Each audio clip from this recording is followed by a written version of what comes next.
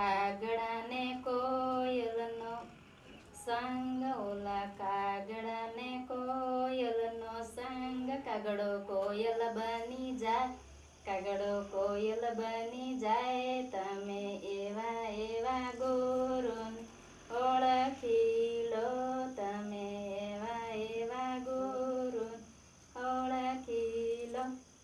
હંસલા ને બગલાનો સંગ, પેલા ગલાને હંસલાનો સંગ, બગલો હંસલો બની જાય, બગલો હંસલો બની જાય, તમે 1998માં મંડળી રજીસ્ટ્રેશન કરી. આમ અમારી આ વન વિકાસ મંડળીની રચના છે. 2002માં અમે માઇક્રો પ્લાન નક્કી કર્યું. એમાં અમને આ સંસ્થાએ 5 વર્ષની કામગીરી આપી. એમાં 27 લાખનો ખર્ચ કર્યો. એમાં અમે પૂરા વિસ્તારમાં ઘૂમી ફરી, હાંસીજાડી હોય ત્યાં 500, ગાઢ હોય ત્યાં 200 રોપા રોપણી કરી. તબક્કા વાઇઝ અમે રોપણી કરી.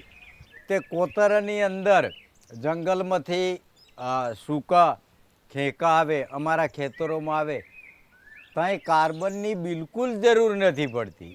બીજું, આ પથ્થરપાળા બનાવ્યા અને બીજી બાજુ અમે જોયું જ્યાં કોતર છે એ પુરાઈને હામા થઈ ગયા અને નથી બનાવેલા એમને ધોવાણ થાય છે. આ રીતે અમે અમારા જંગલના 243 હેક્ટરની કામગીરી 5 વર્ષની અંદર તબક્કાવાઇઝ શાંતિથી પરિપૂર્ણ કરી દીધી.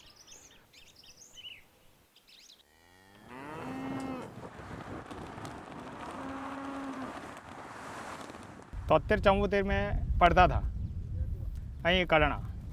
એના પહેલાં હું જે નાની ઉંમરમાં ભણતો હતો એ સમય આ ચાલુ થયો હતો આ બંધ. તો પહેલાં આ બંધનો અહીં આ ડુંગરથી આ પહાડથી આગળ એનું ખોદકામ ચાલુ કર્યું હતું. પણ ત્યાં સક્સેસ નહીં થયું એટલે પછી અહીંથી આ શરૂઆત કરી. હવે એ ટોટલી વસ્તુ અમારી આ ડૂબાણમાં છે. અમે અમારી જમીન જે હતી, અમારી વસ્તી હતી, એ બધી ડેમ પર જ છે. डैम के लिए ये डैम आया ना तो 42 गांव तो डूबान में गए तो ठीक है, बाकी दूसरा तो 100-150 गांव को सिंचाई का लाभ मिलता है ने. અમારે અહીં પરિસ્થિતિ, અહીં જે અમારું પાણી અમે ડૂબેલા છીએ, અમારી જમીન ડૂબી ગઈ પણ અમને પાણી મળતું નથી. और भी ये और चलेगा आगे तो बहुत अच्छा रहेगा. लोग ये पंचमहाल जी है, ये गुजरात के लिए बहुत अच्छा है करनाल डैम. હવે એમાંથી ખેતીનું ઉત્પાદનમાં પણ થોડો વધારો થયો. ખેતી સુધારીને કરવાની થી આ એફએસ સંસ્થા જેવા અમારે કેટલાય સમયથી આજે અહીં કામ કરી રહી છે કરણાની.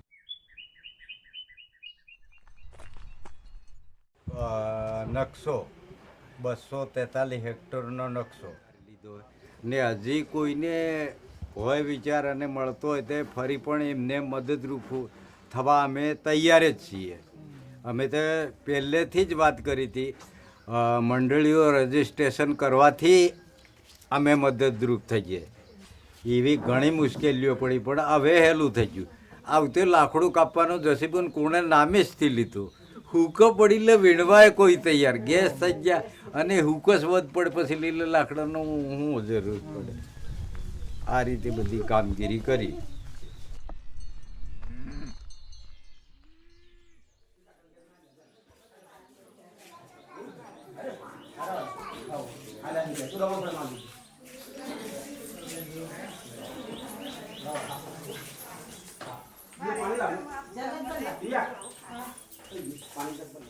મારું નામ વણકર લીલાબેન હરીશભાઈ છે. હું નાની ખરસોલી ગ્રામ પંચાયતથી કામ કરું છું એફએસ સંસ્થા મારફત. હું છેલ્લા 2 વર્ષથી જોડાયેલી છું એફએસમાં.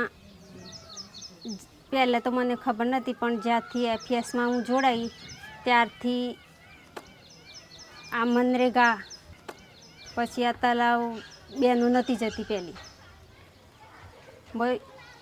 વડ સભાઓ કરી, વડ સભાઓ બહેનોને બોલાવી, પછી બહેનોને અતિ ગરીબવાળી બહેનો હતી એ બહેનોને મેં કામમાં જોડી. કામે નથી જતી તો પછી એમના ડોક્યુમેન્ટ લઈ અને મેં મનરેગામાં જોડાયા અતિ ગરીબવાળી બહેનો. યોજના વિશે કોઈકને લાભ નહોતા મળતા, એ યોજના વિશે અમને લાભ લેતા કર્યા અને મહિલા ભાગીદારીમાં ભાગ લેવડાવ્યો. મહિલાઓ પહેલાં નહોતી જતી, પણ ગામ સભાઓ મિટિંગોમાં એમ કરી અને બહેનો પહેલાં નહોતી જતી, હવે 50% બહેનો જતી થઈ.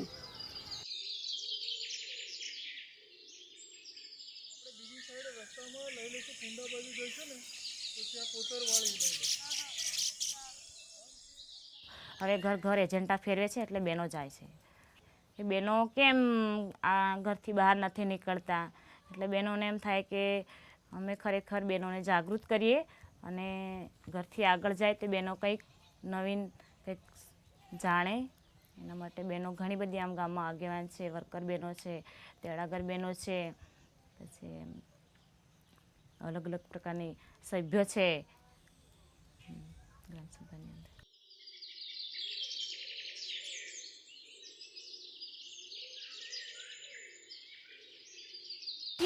4 વાગે ઉઠી અને જંગલમાં જઈએ. જંગલમાં જઈને એક ઝાડ ઉપર જઈને ચડીને પત્તા લાવવાના. પત્તા લાવીને એકઠા કરકે માથ પર પોટલું લાવવાનું. પોટલું લાવી પછી ઘર पे આવીને 11 વાગે ઘરે આવવાનું. પછી એને બનાવવાના, પડા બનાવવાના.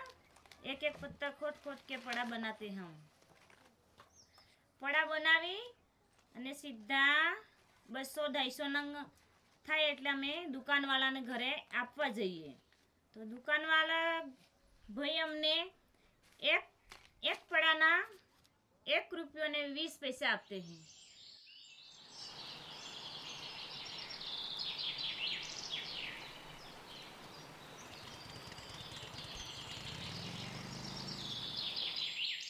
એનાથી આપણે જે એકીએ ત્યારથી આપણા ભણાસીમાં તો 13 વર્ષ થઈ ગયા.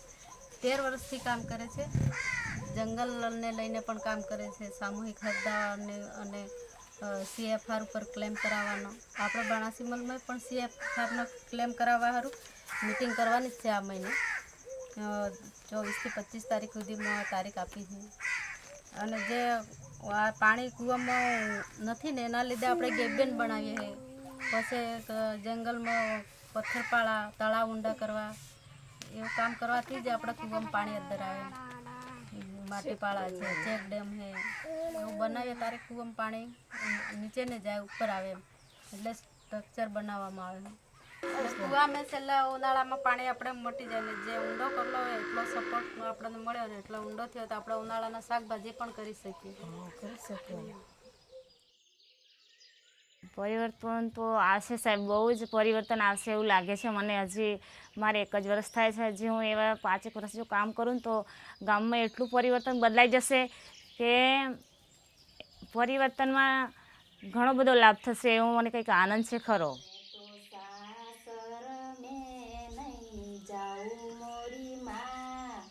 મારું મન લાગ્યું ફકીરી મેં તો સાસર મેં નહીં જાઉં મોરી માં. મારું મન લાગ્યું ફકીરી મેં હું તો દોડી દોડી મંદિર મેં જાઉં મોરી માં. મારું મન લાગ્યું ફકીરી મેં હીરને ચીરલો મુજને ના શોભે હું તો ભગવતી ચાદર ઓઢું મોરી માં. મારું મન લાગ્યું ફકીરી ને હીરને હારલો મુજને